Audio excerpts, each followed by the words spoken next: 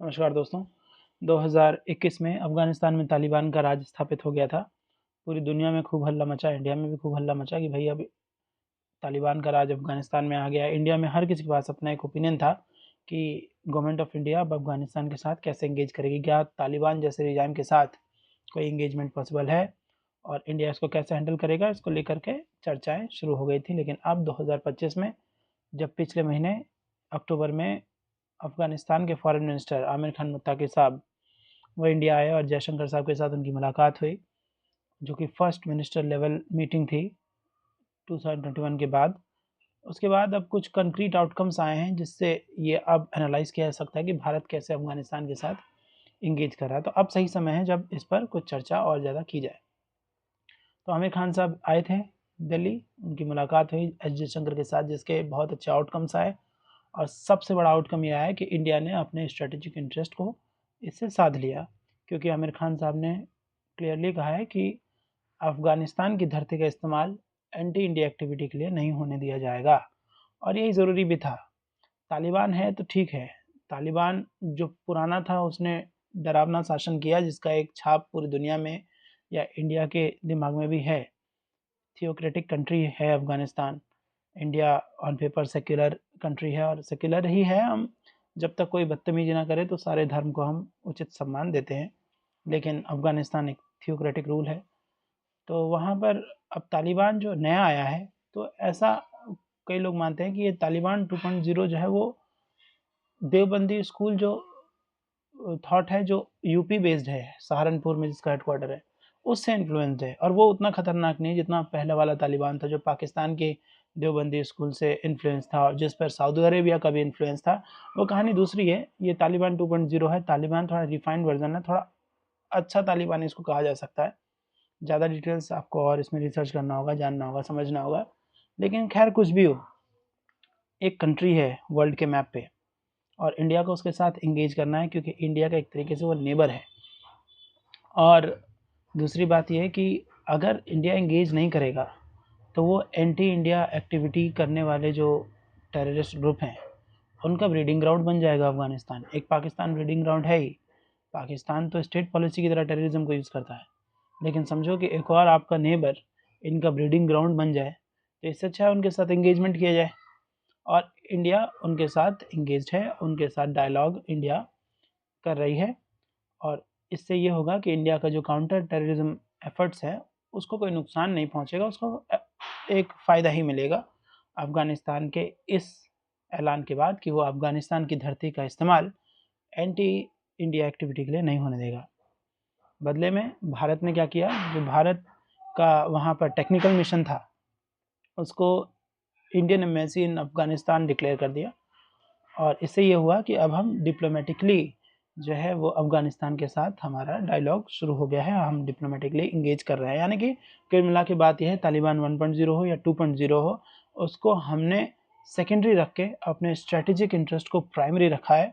और हमें भी ये एश्योरेंस मिला है कि अफ़गानिस्तान की धरती का इस्तेमाल एंटी इंडिया एक्टिविटी के लिए नहीं होगा, जो कि एक बहुत बड़ा अचीवमेंट है। इसको हमें अपने भारत के इस डिप्लोमेटिक जो डिप्लोमेसी है ये उसको अप्रिशिएट करना होगा कि क्या ज़रूरी है हमें बताना कि हम तालिबान को कैसे देखते हैं, नहीं देखते हैं। ज़्यादा चीज़ें क्लियर करने की क्या ज़रूरत है। हमें बस एक ही चीज़ क्लियर है हमारे दिमाग में कि भाई हमारा स्ट्रेटेजिक इंटरेस्ट है और वो हम ऐसे साधेंगे। हमें काउंटर टेररिस्ट ऑपरेशन जो हमें करने हैं उसमें अफ़गानिस्तान हमारे लिए फ़ायदेमंद है। बदले में हम भी अफ़गानिस्तान को फ़ायदा ये देंगे कि जो इंडिया अफ़गानिस्तान का जो क्या कहते हैं फ्रेंडशिप डैम था, सलमा डैम हेरात में, उसमें हम अपना कंटिन्यूड सपोर्ट रखेंगे, जिसको दोनों साइड ने अप्रिशिएट भी किया। इसके अलावा हमने Afghanistan India air freight corridor को फिर से कंटिन्यू किया। इसके अलावा भी $200 बिलियन के आसपास हमारा जो है यहाँ पर इन्वेस्टमेंट है। काफ़ी तगड़ा। इन 500 से ज़्यादा प्रोजेक्ट में अफ़गानिस्तान के अंदर हमारे लाखों करोड़ों रुपए इन्वेस्ट किए हुए हैं हमने, हमारे देश ने। ट्रांसपोर्ट हो, कम्युनिकेशन हो, इलेक्ट्रिसिटी हो, काफ़ी चीज़ों में हमने इन्वेस्ट कर रखा है। तो हमने भी वहाँ पर अपनी एम्बेसी स्टार्ट करके एक डिप्लोमेटिक एंगेजमेंट दोनों देश के बीच में हो रहा है और सबसे बड़ा एश्योरेंस ये मिला कि वहाँ की धरती का इस्तेमाल एंटी इंडिया एक्टिविटी के लिए नहीं होगा। ये बहुत बड़ा अचीवमेंट है और ये भारत की डिप्लोमेसी में को अप्रिशिएट करने का एक मौका है। ठीक है।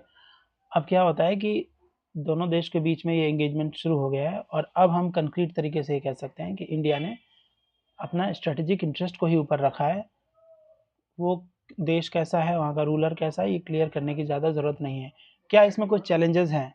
इंडिया का ये जो नया डिप्लोमेटिक एंगेजमेंट शुरू हुआ है, जो अफगानिस्तान के साथ फ्रेंडली टाइज हमने दोबारा शुरू किए हैं, क्या इसमें कुछ चैलेंजेस हैं? तो हाँ, बिल्कुल चैलेंजेस है। पहला चैलेंज यही है, जो मैं स्टार्टिंग में भी कह रहा हूँ कि भाई वो एक थियोक्रेटिक कंट्री है, आप एक सेक्युलर कंट्री हैं, तो आपको एक बैलेंस को क्योंकि देखिए उनका जो थॉट प्रोसेस है उसके हिसाब से महिलाओं की आज़ादी की परिभाषा दूसरी है, और जो लिबरल वर्ल्ड ऑर्डर जिस हिसाब से महिलाओं की आज़ादी की परिभाषा रखता है उसमें तगड़ा कन्फ्लिक्ट है।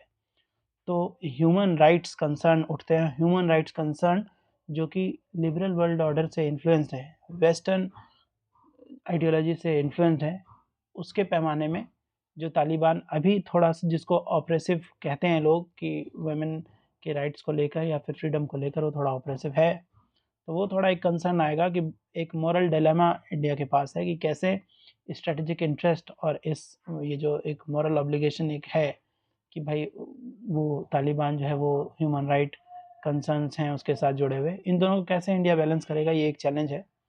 इसके साथ एक और चैलेंज है, वो ये है कि embassy of India in Afghanistan बन चुका है, लेकिन क्या जो अफगानिस्तान की सरकार, जो तालिबान की सरकार अफगानिस्तान में है, क्या इंडिया ने उसको फॉर्मल रिकॉग्निशन दिया है? नहीं। और इसलिए मैं कह रहा हूँ कि इसीलिए हमें अपनी डिप्लोमेसी को अप्रिशिएट करना चाहिए कि हमने अभी तक तालिबान की गवर्नमेंट को फॉर्मल रिकॉग्निशन अफगानिस्तान में नहीं दिया है, लेकिन फिर भी हम डिप्लोमेटिक एंगेजमेंट कर रहे हैं और इतना तगड़ा कर रहे हैं और अपना इतना तगड़ा स्ट्रेटेजिक इंटरेस्ट हमने साथ लिया है कि वहाँ के फॉरेन मिनिस्टर साहब आकर के ऐलान करते हैं कि हम अपनी धरती का इस्तेमाल जो है वो नहीं होने देंगे एंटी इंडिया एक्टिविटी के लिए। तो ये एक बहुत बड़ी बात है, लेकिन चैलेंज भी है एक तरीके से कि भाई अभी तक फॉर्मल रिकॉग्निशन आपको नहीं हमने दिया, लेकिन इंस्टीट्यूशंस हैं हमारे, हमारी एम्बेसी वहाँ है, तो उसकी क्रेडिबिलिटी कब तक रहेगी? एक दिन आप भी तो फॉर्मल रिकॉग्निशन मांगोगे, तब थोड़ा चैलेंज होगा, लेकिन ठीक है, जब तक टल रहा है, मैच्योर डिसीजन है, दोनों ही देश जानती है कि भाई एक दूसरे के साथ फ्रेंडली रिलेशन रखने में दोनों का ही फ़ायदा है, दोनों का ही स्ट्रेटेजिक फ़ायदा है, जियोपॉलिटिकल फ़ायदा है, और दोनों ही अपने अपने देश के नेशनल इंटरेस्ट को आगे रख रहे हैं, स्ट्रेटेजिक इंटरेस्ट को आगे रख रहे हैं। और जो भी ये ये रिलीजियस रिजर्वेशंस हैं, जो भी सेक्युलरिज्म, थियोक्रेटिक, ये जो भी रिजर्वेशंस हैं, इसको साइड करके स्ट्रेटेजिक इंटरेस्ट दोनों कंट्रीज़ ने अपने फर्स्ट एंड फॉरमोस्ट इसको मानते हुए दोनों कंट्रीज़ आगे बढ़ रही हैं। और इंडिया के लिए पीसफुल नेबर बहुत ज़्यादा ज़रूरी है। जहाँ तक कि आपको पाकिस्तान को अगर शांत करके रखना है, एक बात समझो, अगर अफगानिस्तान पाकिस्तान के साथ वही करेगा जो पाकिस्तान इंडिया के साथ करता है, तो क्या होगा? Pakistan will have the taste of its own medicine. तो इसके लिए भी ज़रूरी है। तो काफ़ी ज़बरदस्त अपनी डिप्लोमेसी है, बहुत अच्छे हाथों में है, हमें उसको अप्रिशिएट करना चाहिए। फिर कभी मिलेंगे किसी नए कंसेप्ट के साथ। अभी के लिए धन्यवाद। वीडियो को लाइक कीजिएगा, चैनल को सब्सक्राइब कीजिएगा, और अगर लगे कि शेयर करने लायक है तो कहीं कहीं शेयर भी कर दीजिएगा। अभी के लिए बहुत बहुत धन्यवाद।